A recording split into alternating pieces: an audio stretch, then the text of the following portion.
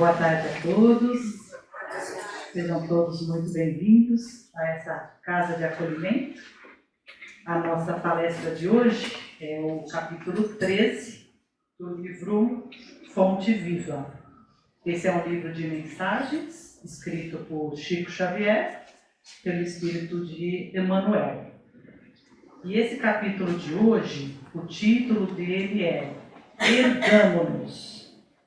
E aí no comecinho das mensagens, na verdade de todas as mensagens, né, do livro Fonte Viva, eles fazem uma citação do Evangelho. E nesse capítulo a gente tem a citação do Evangelho de Lucas, se eu não me engano, agora eu vou lembrar. É o capítulo 15, versículo 18. E a citação é a seguinte: levantar-me-ei e irei ter com meu Pai. Essa fala, na verdade, ela vem da parábola do filho pródigo. Essa, inclusive, é uma fala do filho pródigo, mais que para o fim da parábola, né? Eu acredito que todos devem conhecer a parábola do filho pródigo, mas eu vou rapidamente revisar um pouquinho, né? Que vai que alguém não lembra ou não sabe também, né? E aí a gente consegue contextuar melhor. Então, a parábola do filho pródigo, primeiro, não sei se todo mundo sabe o que quer dizer a palavra pródigo.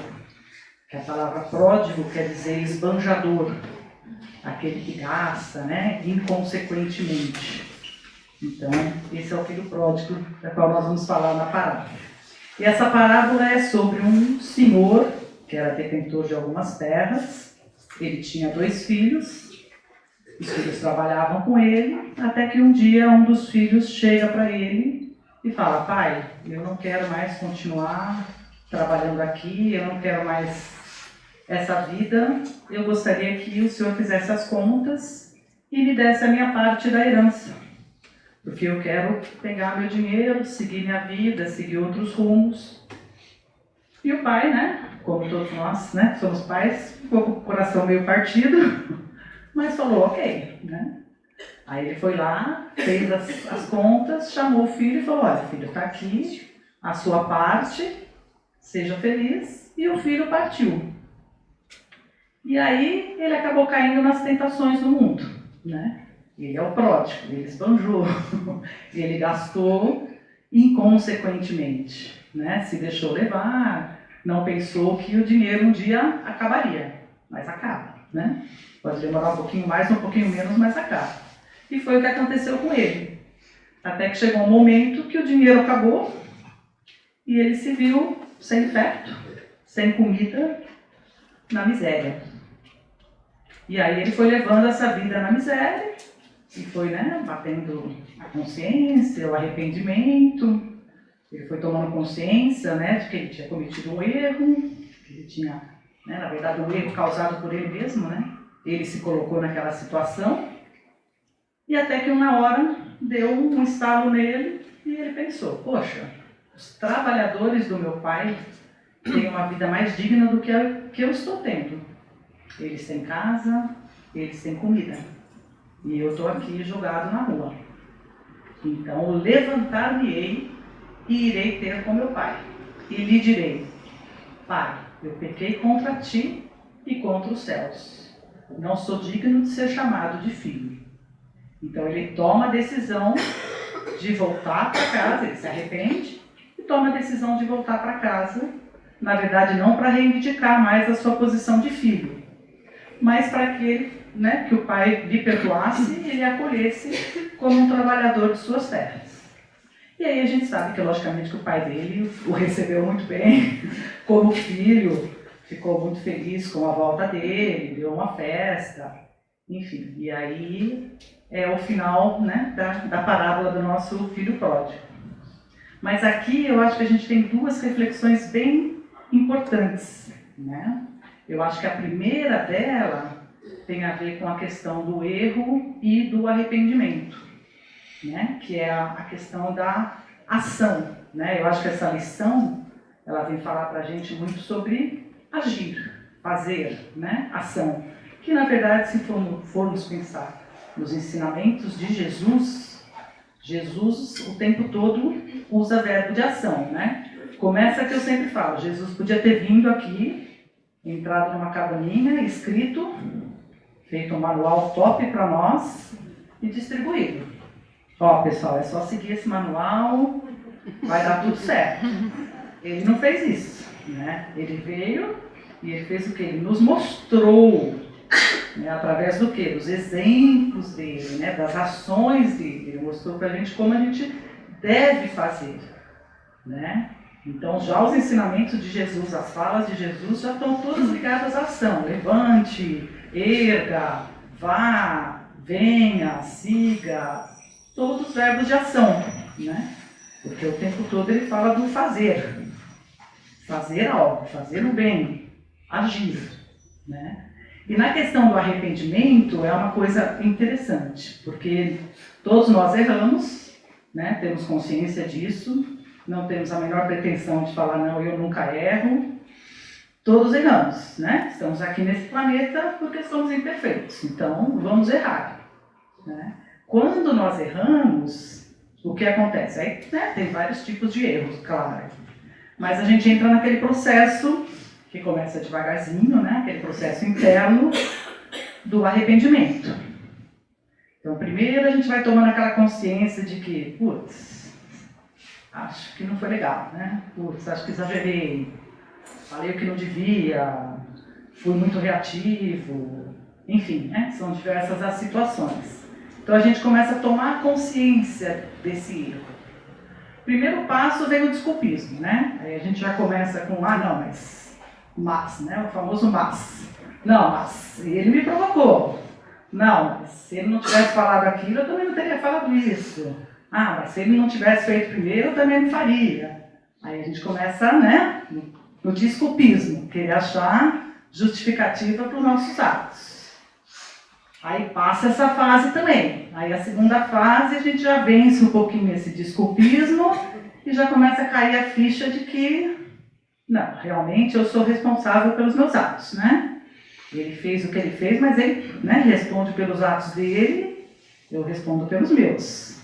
Então já começa a cair aquela consciência de que não posso justificar no outro os meus atos.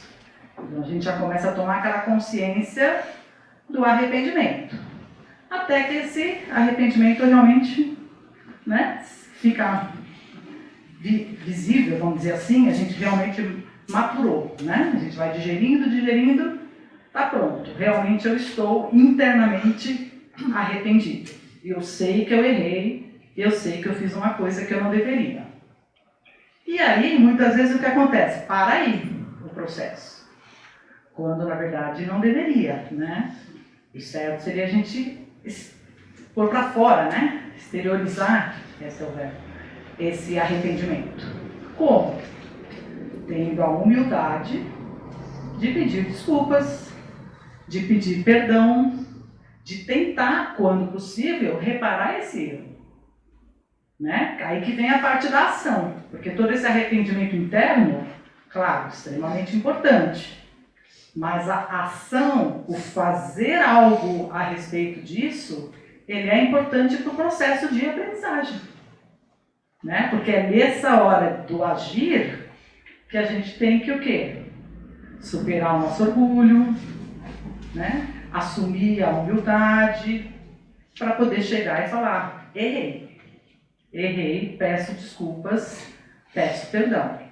E quando possível, claro, reparar o erro.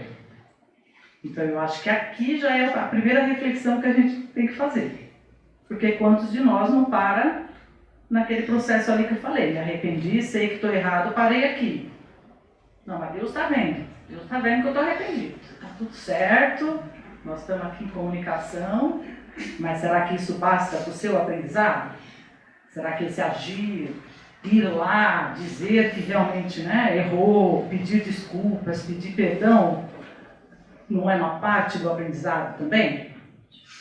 Então essa eu acho que já é a nossa primeira reflexão. É o mais difícil, exatamente.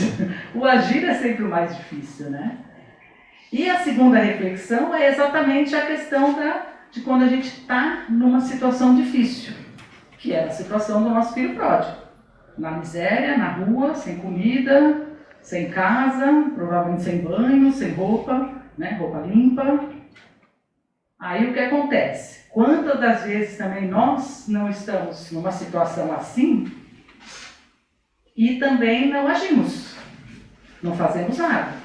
A gente fica nessa situação e fica lá, Deus, por favor, me ajuda, Deus me tira dessa situação. Mas ali, completamente fechado, olhando para o meu próprio umbigo, me vitimizando, achando que aquele é o fim do mundo. Não é? É assim que nós normalmente agimos. Tem até a história que é uma historinha que chama assim, o homem que só tinha fé.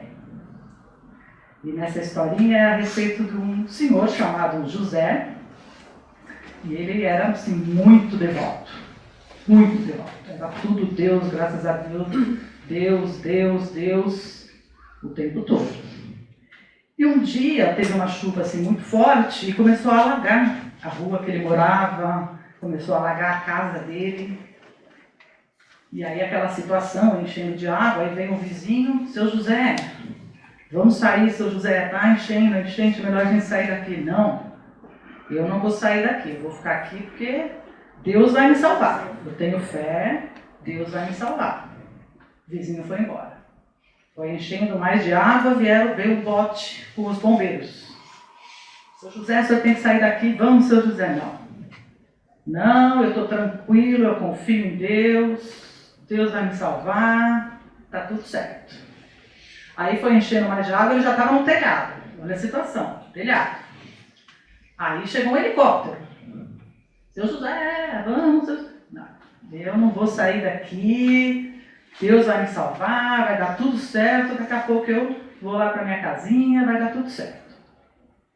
Aí, né, infelizmente ele fez a passagem. E quando ele chegou lá no mundo espiritual, ele estava revoltado. Como assim?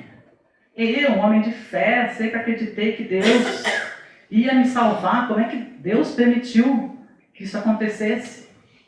Aí o orientador espiritual, a pessoa que estava recebendo, falou, mas nós mandamos vizinho, nós mandamos bote, nós mandamos helicóptero. O senhor não aceitou nada. O senhor queria o quê? Que eu descesse pessoalmente, lhe desse a mão e lhe tirasse do telhado?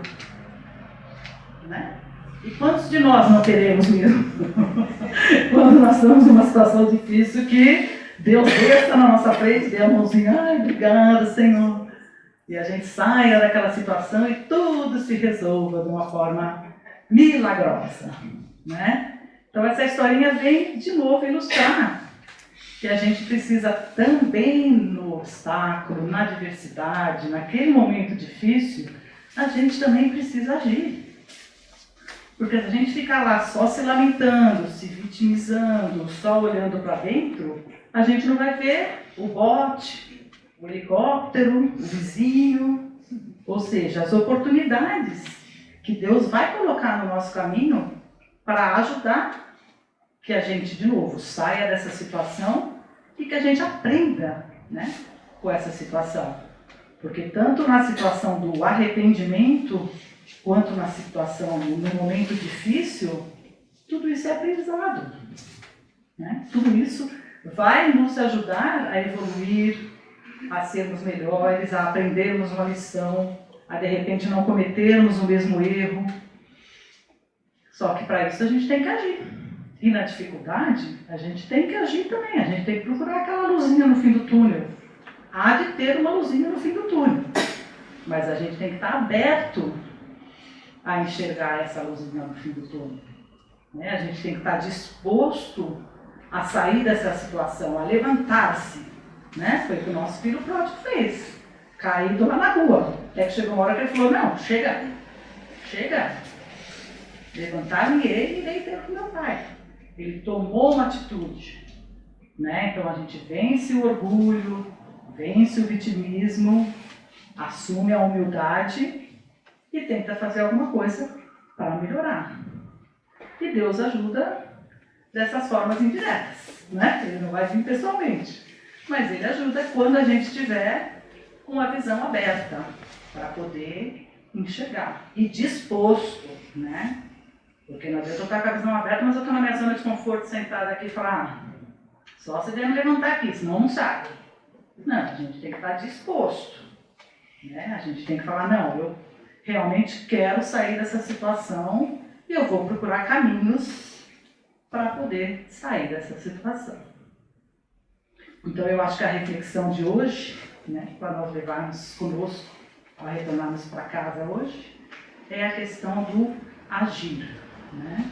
Então, quando do arrependimento termos a humildade de pedir desculpas, de pedir perdão e tentar reparar os erros, e quando num momento difícil, também sair do vitimismo e estar disposto a achar uma saída, a agir, né? Para que a gente possa melhorar, aprender e evoluir.